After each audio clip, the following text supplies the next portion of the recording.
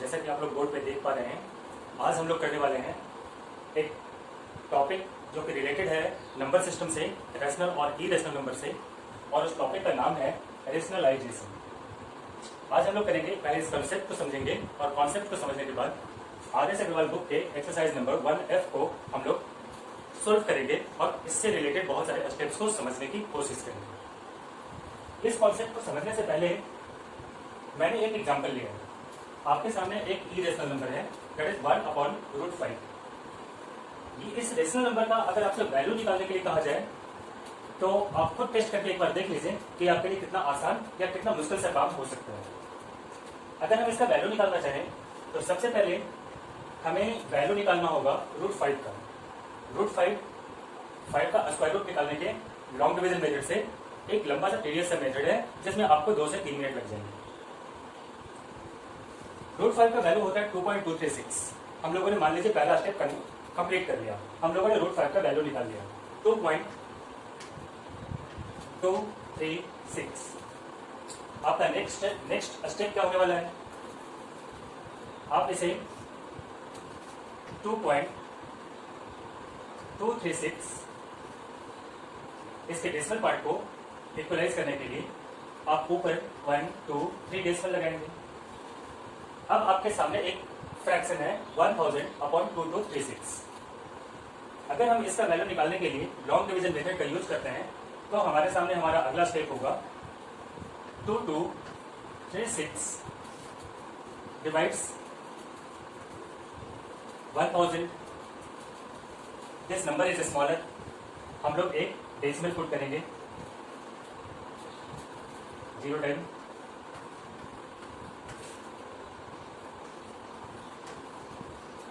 Put a decimal 10,000। अब हमें 2236 का टेबल कंप्लीट करना पड़ेगा, क्योंकि अगर हम इसका टेबल कंप्लीट करेंगे तभी हम इसका वैल्यू निकाल पाएंगे। This is going to be a very long process and time consuming process. Now let us see another solution.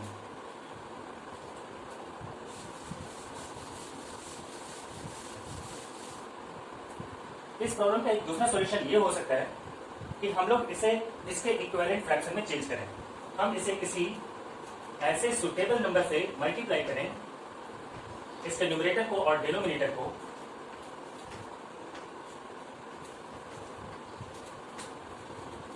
जिसमें कि ये थोड़े सिंपल टर्म में कन्वर्ट हो जाए। √5 डिवाइडेड बाई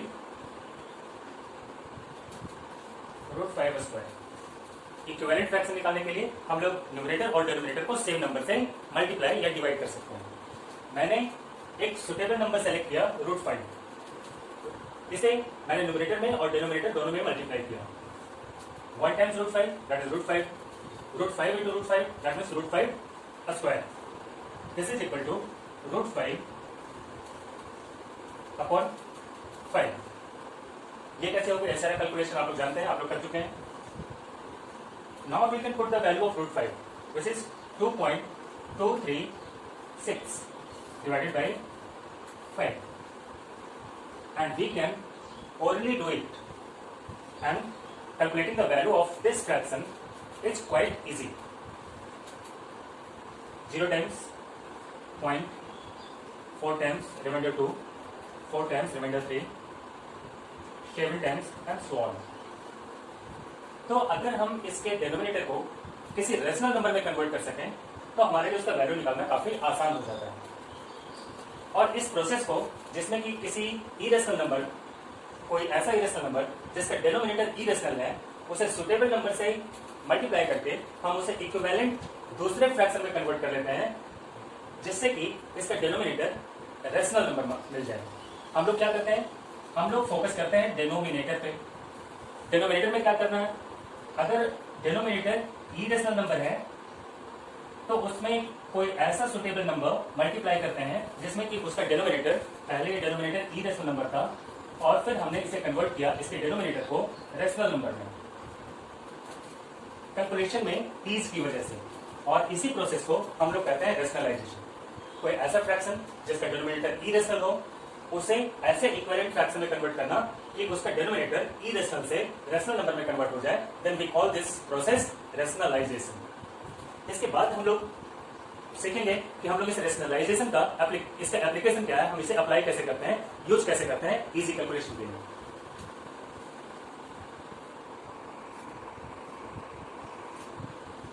इस चैप्टर से रिलेटेड हमारा दूसरा टॉपिक है रेशनलाइजिंग फैक्टर। ये रेशनलाइजिंग फैक्टर क्या है? रेशनलाइजिंग फैक्टर हम किसी ऐसे नंबर को बोलेंगे जिसको एक्सिस्टिंग नंबर से मल्टीप्लाई करने पे दोनों का प्रोडक्ट रेशनल नंबर हो जाए। इसे हम एग्जांपल से आसानी से समझेंगे। अगर कोई इरेशनल नंबर है √2, तो √2 को हम किस नंबर से मल्टीप्लाई करें कि दोनों का प्रोडक्ट रेशनल नंबर हो जाए। जिस नंबर को मल्टीप्लाई करने से वो रेशनल नंबर में कन्वर्ट हो जाएगा उसे हम लोग रेशनलाइजिंग फैक्टर कहते हैं। √2 को अगर हम √2 से मल्टीप्लाई करते हैं तो दोनों का प्रोडक्ट रेशनल नंबर में कन्वर्ट हो जाता है। सो √2 is rationalising factor of √2। Similarly √3 को अगर हम √3 से मल्टीप्लाई करेंगे तो वो दोनों का प्रोडक्ट रेशनल नंबर में कन्वर्ट हो जाएगा।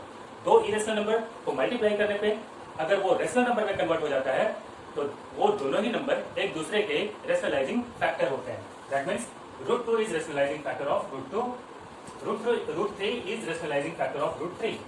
ये नंबर इसका रेशनलाइजिंग फैक्टर होगा और ये नंबर इसका रेशनलाइजिंग फैक्टर होगा। दोनों ही नंबर एक दूसरे के रेशनलाइजिंग फैक्टर कहलाते हैं अगर दोनों का प्रोडक्ट दोनों को मल्टीप्लाई करने पे हमारा रिजल्ट रेशनल नंबर आता है। इसी तरह से अगर कोई वेरिएबल भी होगा √a मल्टीप्लाई टू √a, जो नंबर यहाँ होगा वही नंबर यहाँ लिखेंगे अगर वो मिक्स्ड इरेशनल नंबर नहीं है, अगर वो प्योर इरेशनल नंबर है। सो √a is multiply two √a, that becomes a। ध्यान रखेंगे अभी हम लोग बात कर रहे हैं 1 2 3, अभी हम लोग बात कर रहे थे प्योर इरेशनल नंबर के बारे में। प्योर इरेशनल नंबर कोई भी हो उसका जो डिनोमिनेटर पार्ट होता है या वो जो नंबर होता है वो एक दूसरे का रेशनलाइजिंग फैक्टर होता है। अब हम लोग मिक्स पे आते हैं 2√3 को रेशनल नंबर में कन्वर्ट करने के लिए हमें 2√3 से मल्टीप्लाई करने की जरूरत नहीं। हम लोग सिर्फ इसके इरेशनल पार्ट को लेंगे। यहाँ पे इरेशनल पार्ट है √3। अगर हम 2√3 को √3 से मल्टीप्लाई कर देंगे तो हमारा कैलकुलेशन होगा √3 into √3 that is equal to 3 and 3 to the 6। तो 2√3 को यहां तक हम लोग देख रहे थे कि जो वो नंबर था सेम उसका रेशनलाइजिंग फैक्टर था, √2 का √2 ये सेम हो रहे थे। लेकिन जब ये मिक्स्ड इरेशनल नंबर पे आते हैं तो इसके इरेशनल पोर्शन पे हम लोग कॉन्सेंट्रेट करते हैं और सिर्फ इरेशनल पोर्शन को मल्टीप्लाई करने पे वो रेशनल में कन्वर्ट हो जाता है, इसलिए इसका जो इरेशनल पार्ट होगा वही इसका रेशनलाइजिंग फैक्टर होगा। सिमिलरली यहाँ हमने एक एग्जांपल लिया है, वेरिएबल्स है a√b। अगर हम इसे √b से मल्टीप्लाई कर देंगे तो ये एक नंबर मिलता है ab और ये हमारा रेशनल नंबर है। तो इस तरह से हम लोगों ने देखा कि रेशनलाइजिंग फैक्टर क्या होते हैं किसी भी नंबर के।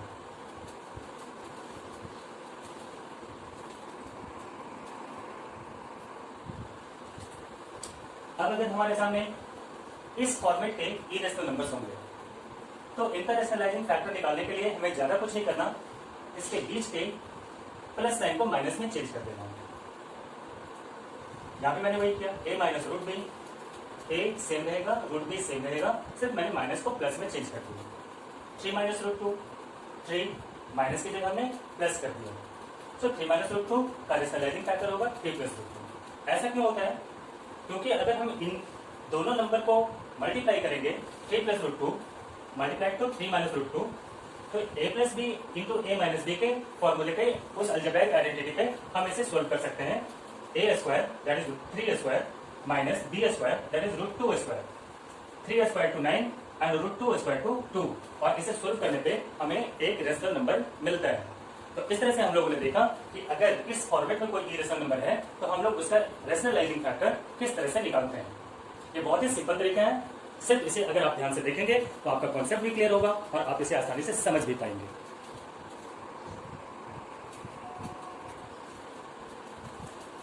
आइए अब हम लोग एक्सरसाइज के कुछ क्वेश्चन बनाते हैं। हमारा फर्स्ट क्वेश्चन है what is the rationalising factor of the denominator in, ये एक फ्रैक्शन दिया हुआ है 1/√2 प्लस √3। इस नंबर में इसके डिनोमिनेटर का रेशनलाइजिंग फैक्टर क्या है? क्वेश्चन को ध्यान से पढ़ना और उसे समझना। अगर ये कंप्लीट है तो आपका क्वेश्चन आसानी से सोल्व हो जाता है। हमें इस नंबर के डिनोमिनेटर का रेशनलाइजिंग फैक्टर निकालना है। सबसे पहले हम लोग सॉल्यूशन में लिखेंगे denominator. What is denominator? Denominator is √2 plus √3। Rationalising factor, इसका तरीका मैंने बताया था। फर्स्ट नंबर को सेम लिख देंगे, सेकंड नंबर को सेम लिख देंगे और प्लस की जगह माइनस कर देंगे। क्यों? क्योंकि दोनों को जब हम मल्टीप्लाई करेंगे तो ए स्क्वायर माइनस बी स्क्वायर के फॉर्मेट में ये आसानी से सॉल्व हो जाएगा।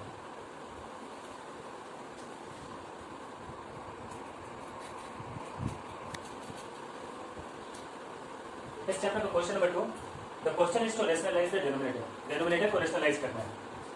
1/√7, यहाँ डिनोमिनेटर इरेशनल नंबर है, हम इसे इक्विवेलेंट फ्रैक्शन में कन्वर्ट करेंगे। कैसे? इसके रेशनलाइजिंग फैक्टर से न्यूमरेटर और डिनोमिनेटर दोनों में मल्टीप्लाई करेंगे। √7 का रेशनलाइजिंग फैक्टर है √7, सो 1/√7 is multiplied by √7/√7, √7 multiplied 1 √7 and √7 squared, that is 7।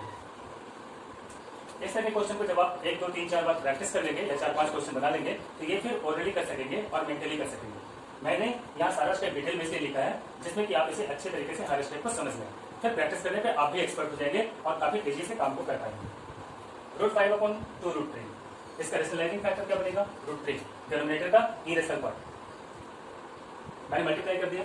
√5 multiplied √3 that is equal to √15 and 2√3 multiplied to √3, √3 को मल्टीप्लाई करेंगे 3 आएगा और 3 में 2 मल्टीप्लाई करेंगे तो 6 आएगा, √15/6। अब हमारे पास एक मिक्स्ड ऐसा इरेशनल नंबर है डिनोमिनेटर में जो कि मिक्स्ड इरेशनल है, 2 + √3। इसका तरीका मैंने बताया था। इसका रेशनलाइजिंग फैक्टर क्या होगा? नंबर सेम रहेंगे, 2 सेम, √3 सेम, प्लस को माइनस कर देना है। इससे क्या होगा? ये a square minus b square के फॉर्म में कन्वर्ट हो जाएगा। 2 स्क्वायर 4, √3 स्क्वायर 3, 4 - 3 1, और 1 से अगर किसी भी नंबर को डिवाइड करेंगे तो सेम नंबर मिलता है, तो हमारा न्यूमरेटर ही हमारा आंसर हो जाएगा 2 - √3।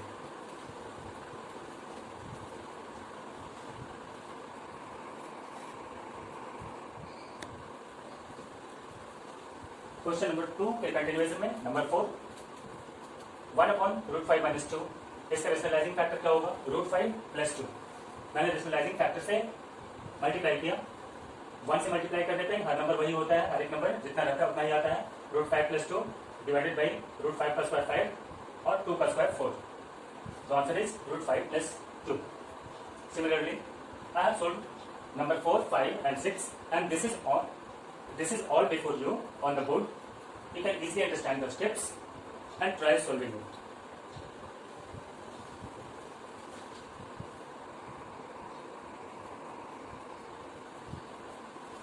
आइए अब हम लोग क्वेश्चन नंबर 2 का 7th क्वेश्चन करते हैं।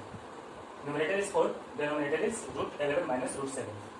इसका रेशनलाइजिंग फैक्टर होगा √11, √7 और माइनस का प्लस हो जाएगा। इसे जब मल्टीप्लाई करते हैं तो 4 bracket √11 + √7, √11 square and √7 square, √11 square 12, 7 √7 square to 7। इन दोनों का डिफरेंस नीचे डिनोमिनेटर में आता है 4, 4 कैंसिल्स एंड वी गेट √11 + √7।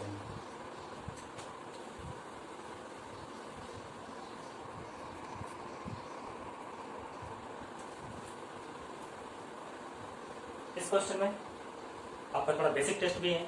आपने पहले कितनी अच्छी पढ़ाई की, √8 में क्लास 8 में, क्लास 7 में आपने कितना अच्छा काम किया है, ये सारा कुछ इस क्वेश्चन में टेस्ट हो जाने वाला है। सबसे पहले हमारा आज का कॉन्सेप्ट, इसका डिनोमिनेटर है 2 - √2, तो इसका रेशनलाइजिंग फैक्टर होगा 2 + √2। नंबर सेम होता है, साइन चेंज हो जाता है। न्यूमरेटर को न्यूमरेटर से मल्टीप्लाई किया और डिनोमिनेटर को a + b × a - b के सोल्व किया। इस तरह के मल्टीप्लिकेशन अलजेब्राइक एक्सप्रेशन में आपने पढ़े होंगे। हमने बिल्कुल वही तरीका यूज किया है इन्हें मल्टीप्लाई करने के लिए। First number multiply two this bracket plus second number multiply two this bracket. जब हमने इसे मल्टीप्लाई किया तो हमें इस स्टेप पे मिला 2 + √2, 1 multiply to 2, 2, 1 multiply to √2, √2, √2 multiply to 2, 2 √2 plus √2 × √2, that is 2। 2 and 2 they are rational number, तो उनका सम होगा 4। इसका भी इरेशनल पोर्शन है √2 और इसका भी इरेशनल पार्ट है √2। इसका मतलब ये लाइक इरेशनल नंबर्स हैं और लाइक इरेशनल नंबर ऐड हो जाते हैं, तो 2 √2 plus √2 that is equal to 3 √2। तो न्यूमरेटर को जब हमने सॉल्व किया तो हमें मिला 4 + 3 √2 और हमें डिनोमिनेटर मिला 2। तो पेशेंस के साथ आपने हर स्टेप को करना है और पहले जो स्किल्स, जो मैथमेटिकल स्किल्स आपने सीखे हैं उसे यूज करना है, तब आप सारे क्वेश्चन को सोल्व कर पाएंगे।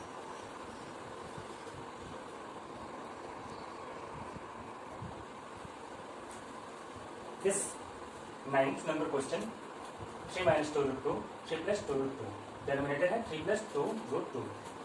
तो इसका रेशनलाइजिंग फैक्टर क्या होगा? 3 माइनस 2 रूट 2। रेशनलाइजिंग फैक्टर से मैंने न्यूमरेटर और डिनोमिनेटर दोनों को मल्टीप्लाई कर दिया।